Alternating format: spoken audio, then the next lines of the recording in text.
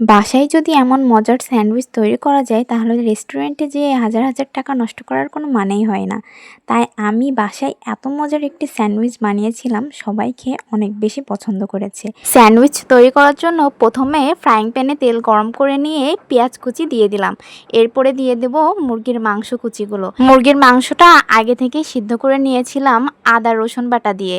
Half boil করে নিয়ে এগুলো কুচি কুচি করে নিয়েছিলাম। এরপর পেঁয়াজ কুচির সাথে আরও একটু মাংসগুলো ভেজে নিলাম। মাংসগুলো একটু ভাজা হয়ে গেলে এর মধ্যে স্বাদমতো মরিচ গুঁড়া আর স্বাদমতো লবণ দিয়ে দিলাম। এটাও ভালোভাবে করে একটু নাড়াচাড়া করে ভেজে নেওয়ার পরে আমার স্যান্ডউইচের পুর রেডি হয়ে গিয়েছে।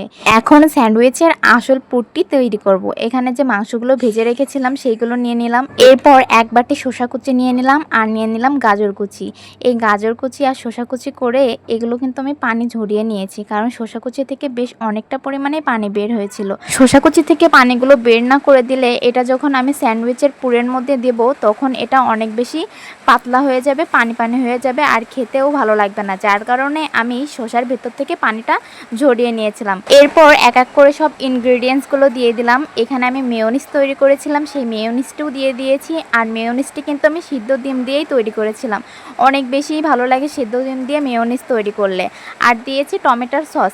এগুলো সবগুলো ভালোভাবে দিয়ে ভালো করে মিক্স করে নিলেই কিন্তু আমার স্যান্ডউইচের পুর একদম রেডি। আর এটা শুধু শুধু খেতেই কিন্তু অনেক বেশিই মজা লাগছিল। আর স্যান্ডউইচ দিয়ে খেলে তো আরও বেশিই মজা লাগবে। এখানে আমি পাউরুটি নিয়েছি, পাউরুটিগুলোও ভালো করে সাইড থেকে কেটে কেটে নিচ্ছি।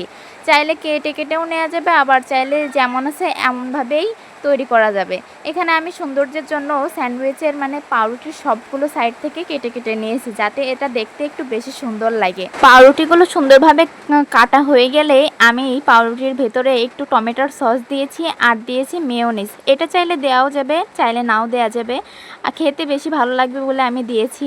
এরপর দিয়ে দিয়েছি সেই পুরটি, যে পুরটি স্যান্ডউইচের জন্য তৈরি করেছিলাম। আস্তে আস্তে করে পাউরুটির ভেতরে আমি চিকেনের পুরটি দিয়ে দিচ্ছি। পাউরুটির ভেতরে চিকেনের পুরটি দেওয়ার পরে দেখতেই পারছেন কতটা বেশি লোভনীয় লাগছে। দেখতে যতটা না বেশি লোভনীয় লাগছে, খেতে তার থেকে অনেক বেশি মজা হয়েছিল।